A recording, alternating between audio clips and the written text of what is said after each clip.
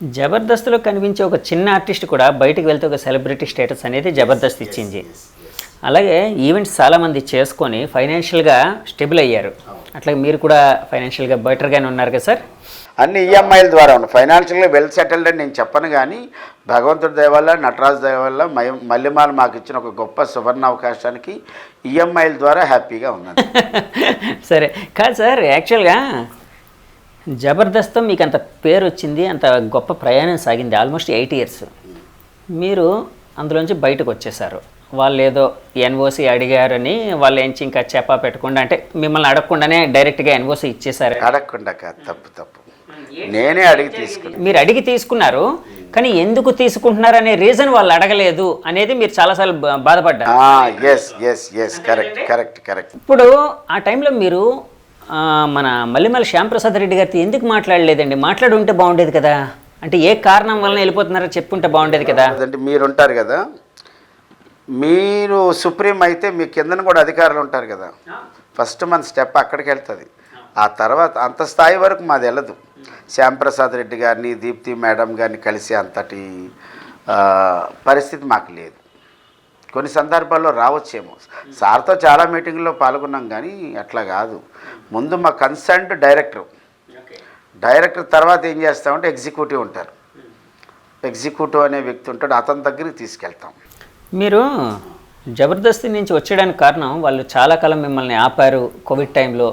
So ఆ విధంగా మీకు మనస్తాపం కలిగింది, మనస్తాపం వలన బయటకు వచ్చారు. అంతే 100%.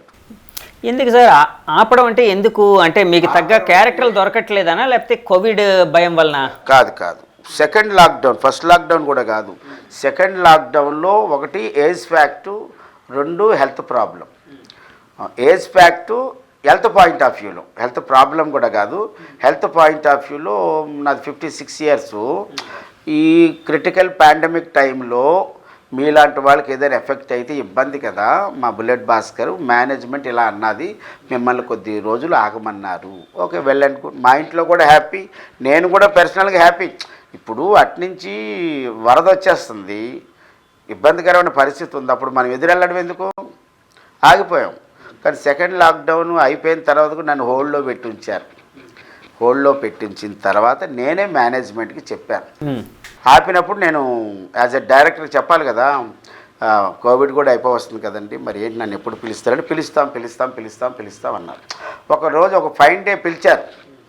పిలిచే ముందు నేను చెప్పేశా, నాకు మేనేజ్మెంట్ డబ్బులు ఇస్తేనే చేస్తా, టీమ్ లీడర్ డబ్బులు ఇస్తే నాకు కిట్టదు, నేను చేయను. ఇప్పుడు దాకా బుల్లెట్ భాస్కర్ గారి దగ్గర చేశారు. నా క్యారెక్టరు నాకున్న స్థాయికి ఇంకా కిందకి, ఒక సాధారణ కంటెస్టెంట్ స్థాయి కన్నా కిందకి దిగిపోయింది కాబట్టి నేను బుల్లెట్ భాస్కర్తో చెయ్యను.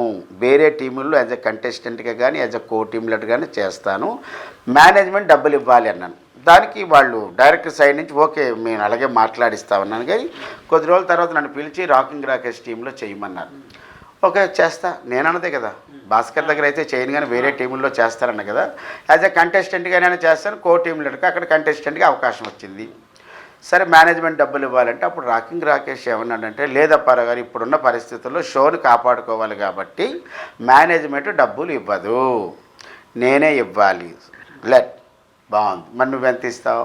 నేను ఇప్పుడు ఏమీ చెప్పలేను, మేనేజ్మెంట్ పెంచితే అప్పుడు ఇస్తానని. అప్పుడు నాకు కొద్దిగా బాధ కలిగింది. ఈ మాటకు ముందు బాబాయ్ నువ్వు రా బాబాయ్, మన టీంలో చెయ్యి బాబాయ్, తర్వాత డబ్బుల గురించి మాట్లాడదామన్నా, నేను అనుకున్న పేమెంట్ కన్నా తక్కువైనా నేను చేసేవాడిని. 8 ఏళ్ళుగా చేస్తున్నవాడిని, డబ్బులు ప్రస్తావన లేనివాడిని, డబ్బుల గురించి డిమాండ్ లేనివాడిని నేను ఎందుకు వద్దంటాను? వాళ్ళు పెంచితేనే నేను పెంచుతాను, ఇవన్నీ అనేటప్పుడు కొద్దిగా బాధ కలిపి సరే తర్వాత షెడ్యూల్లో మాట్లాడదామని అప్పుడు డైరెక్టర్ శ్రీపాద్ గారు, ఇప్పుడు అతనే ఉన్నాడు, ఆ రాకింగ్ రాకి చెప్పచ్చు. తర్వాత నాకు కొద్దిగా బాధ కలిగింది. నేను ఏదైతే అన్నానో అది జరగల, మేనేజ్మెంట్ నుంచి డబ్బులు రాలా. ఎందుకంటే మేనేజ్మెంట్ ఎందుకు నేను అడిగానంటే, ఒక రోహిణి అనే అమ్మాయికి కానీ, ఒక సత్యపండి గారికి కానీ, ఒక శాంతి కుమార్ గారికి కానీ మేనేజ్మెంట్ డబ్బులు ఇచ్చింది. అలా నేను ఎక్స్పెక్ట్ చేశాను. డైరెక్ట్ ఇచ్చేదండి. మరి మీకెందుకు ఇవ్వలేదు సార్? అదే టీమ్ లీడర్తో సంబంధం లేక ఇంకా నేను చూసి అప్పుడు ఒక ఫైన్ డే నేను మెసేజ్ పెట్టాను. ఎవరైతే ఎగ్జిక్యూటివ్ ఉంటారో ఆఫ్టర్ దట్ శ్యాంప్రసాద్ రెడ్డి గారి తర్వాత వాళ్ళకి can you please arrange NOC అన్నాను. వాళ్ళు 2 రోజుల్లో ఎన్ఓసి ఇచ్చేసారు. ఇక్కడ నేను బాధపడింది ఏంటంటే NOC means no objection certificate. వేరే ఛానల్లో నుంచి నాకు ఎప్పటి నుంచో కాల్స్ వస్తున్నాయి కానీ మాకు అగ్రిమెంట్లు ఉన్నాయి కాబట్టి మేము వెళ్ళడానికి అవకాశం లేదు కాబట్టి దాన్ని హోల్డ్లో పెట్టుకొని ఉంచాం. మా టీవీ అది కూడా కామెడీ స్టార్స్. ఎప్పుడంటే as per system as per proceeding నువ్వు ఒక కంపెనీ నుంచి ఇంకొక కంపెనీకి వెళ్ళేటప్పుడు నో అబ్జెక్షన్ సర్టిఫికేట్ ఉంటేనే వాళ్ళు యాక్సెప్ట్ చేస్తారు. అప్పటికే మాకు అగ్రిమెంట్లు అయిపోయి నేను వెళ్ళిపోయిన ఇబ్బంది లేదు. కానీ యాజ్ పర్ సిస్టమ్ ఫాలో అవ్వాలంటే వాళ్ళు ఒక కాగితం ఇస్తేనే మనం యాక్సెప్ట్ చేయాలి, లేకపోతే ఇబ్బంది అంటే ఇచ్చేసాం. నేనేమంటానంటే జగదీష్ గారు, నేను ఎప్పుడైతే నన్ను ఆపారో, నేను ఎన్ఓసి అడగగానే ఇచ్చేశారో, what kind of reason Apparao garu మీరు ఎందుకు ఎన్ఓసి అడుగుతున్నారు, మీకు వచ్చిన కష్టం ఏంటి, మీకు వచ్చిన నష్టం ఏంటి, మీకు వచ్చిన ఇబ్బంది ఏంటి అని concern executive on behalf of producer తరఫు నుంచి అతనే కదా పెద్ద దిక్కు, డైరెక్టర్ తర్వాత మేనేజర్ కంటే పెద్ద అతనే ఉంటాడు. నన్ను అడగలేదని నాకు బాధ కలిగింది. అందుకే మానేసి నేను కామెడీ స్టార్స్కి వెళ్ళిపోయాను. ఇది జరిగిన వాస్తవం. వెళ్ళిపోయేటప్పుడు అంటే శ్యామ్ ప్రసాద్ రెడ్డి గారు, ఎందుకంటే మళ్ళీ లేకపోతే ఇదంతా లేదండి. ఈ టీవీ వాళ్ళు స్లాట్ ఇవ్వడం, మళ్ళీ వాళ్ళు ఈ కైండ్ ఆఫ్ ప్రోగ్రామ్ పెట్టడం, దీనివల్ల ఒక సక్సెస్ఫుల్గా నడిచింది జబర్దస్త్ అనేది. ఎంతోమంది ఎమర్జింగ్ స్టార్స్ పుట్టారు. సో వెళ్ళేటప్పుడు మీ బాధ్యతగా ఏమైనా శ్యామ్ ప్రసాద్ రెడ్డి గారికి ఇలా నేను వెళ్ళిపోతున్నానండి ఏమైనా మెసేజ్ పెట్టడం? ఇంకెందుకు, ఆల్రెడీ ఎన్ఓసి సర్టిఫికేట్ ఇచ్చేసారంటే కన్సెంట్ అదే ఆయన సైన్ చేస్తారు, ఎలాగైనా సంతకం లేదు. ఒక సర్టిఫికేట్ మనకి ఇష్యూ చేశారంటే ఆయన నోటీస్కి వెళ్ళిన తర్వాతే కదా. ఆయన నోటీస్కి వెళ్ళకుండా నువ్వు సంతకం పెట్టి పంపించలేవు. ఆయనకి ఇంటిమేట్ చేస్తారు, సార్ ఈ రోజు నుంచి జబర్దస్త్ అప్పారావు మన మల్లెమాల్లో లేడు sir, now you're issuing the NOC certificate, okay let it come అంటారు కదా. ఇప్పుడు ఒక చిన్న డౌట్ సార్, ఇందాక మీరు చెప్తుంటే వచ్చింది. యాక్చువల్గా ఇప్పుడు రోహిణి గారికి కానీ, సత్యపండే గారికి కానీ, ఇంకా ఎవరో ఒకరిద్దరు ఆర్టిస్టుల పేర్లు చెప్పారు. శాంతికుమార్ అదే లేడీ గెటప్ వేస్తారు సన్నగా, ఆయన మెమిక్రీలో తోపు. శాంతకుమార్ అంటే కొంచెం లావుగా హైట్గా ఆయన. ఓకే, మీరు చెప్పింది శాంతి స్వరూప్. ఓకే, వీళ్ళు ముగ్గురికి యాక్చువల్ కంపెనీ ఇచ్చేది. మరి మీకు ఇవ్వకపోవడానికి ఏదైనా రీజన్ బట్టి? వాళ్ళందరికి ఇచ్చారు, నాకెందుకు ఇవ్వరని నేను అడగడం భావ్యం కాదనుకున్నారు. భావ్యం కాదు, ఐఎమ్ నాట్ కన్సర్న్డ్. నేను ఒకటి అడిగాను, వాళ్ళు ఇవ్వలేదన్నారు. తర్వాత ఇక్కడ బాధపడింది. దీన్ని ఎవరు చల్లార్చలేం కదా. నేను ఎవరికి ఇప్పటికీ చెప్తా, జబర్దస్త్లో వదలొద్దు, జబర్దస్త్లో ఉండండి, రూపాయి ఇవ్వకపోయినా చెయ్యండి, ఒక ఎపిసోడ్లో ఇచ్చి ఒక ఎపిసోడ్లో మానేసినా మీరు తట్టుకొని నిలబడండి, మీకు బయట వేరే ఫాలోయింగ్ ఉంది, మీకు తెలియటం లేదని నేను చెప్తా. నేను జబర్దస్త్-తోనే రిటైర్ అవ్వాలనుకున్నాను నిజంగా చెప్పాలి. మరి మీరు మీరే మనస్తాపం చెంది వెళ్ళిపోయారు కదా, వెళ్ళిపోయిన తర్వాత ఎప్పుడైనా బాధపడ్డారా? అనవసరంగా నేను జబర్దస్త్ వదిలేసానే ఆ రోజు ఇంకో అనునిత్యం బాధపడతాను. నేను జబర్దస్త్లోనే నేను రిటైర్ అయిపోవాలనుకున్నాను. అంటే జబర్దస్త్లో నేను అది ఎంతకాలం ఉంటే అంతకాలం పనిచేద్దామన్న ఉద్దేశం నాకు లేదు. నేను అనుకున్నది ఒక్కటే, నేను 250 సినిమాలు చేశాను. వైజాగ్లో వాళ్ళందరూ 300 పైకి చెల్లి చేశారు. నేను కూడా ఒక 600 సినిమాలు చేసి నా మీద మంచి లైట్ ఉన్నప్పుడే నేను గుడ్ బై చెప్దామని ఆలోచన. జబర్దస్త్లో కూడా నేను మంచి పొజిషన్లో ఉన్నప్పుడే జబర్దస్త్కి వెళ్ళి నమస్కారం సార్, ఇన్నాళ్ళు నన్ను ఆదరించారు, అభిమానించారు, ప్రోత్సహించారు, ఆశీర్వదించారు, thank you so much for your valuable support. And డైరెక్టర్లకి, మేనేజర్లకి, ఎగ్జిక్యూటివ్లకి, సాక్షాత్ మా దేవుడు శ్యామ్ ప్రసాద్ రెడ్డి గారికి, అమ్మాయి దీప్తి గారికి చెప్పాలన్న ఆలోచన నాది. బట్ మధ్యలో అంటే నా ట్రాక్ రికార్డ్ ఎంత గొప్పదంటే, నా 8 ఏళ్ల కెరియర్లో అంటే 2014 నుంచి 2021 సెకండ్ లాక్డౌన్ వరకు ఒక ఎపిసోడ్ మానేయలేదు, ఒక ప్రాక్టీస్కి ఎగ్గొట్టలేదు, ఒక షూటింగ్కి మానేయలేదు. అలాగా మానేసి చేస్తుంటే ఈరోజు నేను 600 సినిమాలు ఏం కాకుండా చేసి. మీరు ఈ మాట ఒక ఇంటర్వ్యూలో కూడా అన్నట్టున్నారు, హైలీ డెడికేటెడ్గా ఉన్నా. అంటే యాక్చువల్ జబర్దస్తే లేకపోయి ఉంటే ఇంకో 250 సినిమాలు ఎక్స్ట్రా చేసేవాడిని నేను అని అన్నారు. జబర్దస్త్ లేకపోతే కాదు, జబర్దస్త్కి షూటింగ్లు మానేసి, రిహార్సల్స్ మానేసి, కొన్ని షెడ్యూల్స్కి మానేసి వెళ్ళుంటే 600 సినిమాలు చేసేవాడిని. జబర్దస్త్ లేకుంటే నేను చేసేది కాదు. జబర్దస్త్కి మానేసి షూటింగ్లకి, రిహార్సల్కి కొన్ని ఒక 2-3 షెడ్యూల్ మానేసి వెళ్ళిపోయి ఉంటే 600 సినిమాలు చేసి. జబర్దస్త్ లేకుండా నేను ఒక సినిమా కూడా చేసేవాడిని కాదు కదా. సో కాదు సార్, మీకు బయట కొన్ని రూమర్స్ అయితే ఉన్నాయి సార్. మీకు తర్వాత బుల్లెట్ భాస్కర్ గారికి కొంత మనస్తాపాలు వచ్చాయి, రెమ్యూనరేషన్ విషయంలోనే ఇబ్బంది వచ్చింది, సో అందుకే ఈయన వేరే టీంకి వెళ్ళిపోయారు ఇట్లాగని. అది నిజమా సార్? అది ఇందాక మీకు ఆల్రెడీ దీన్ని ఒకసారి రివైండ్ చేస్తే తెలుస్తుంది.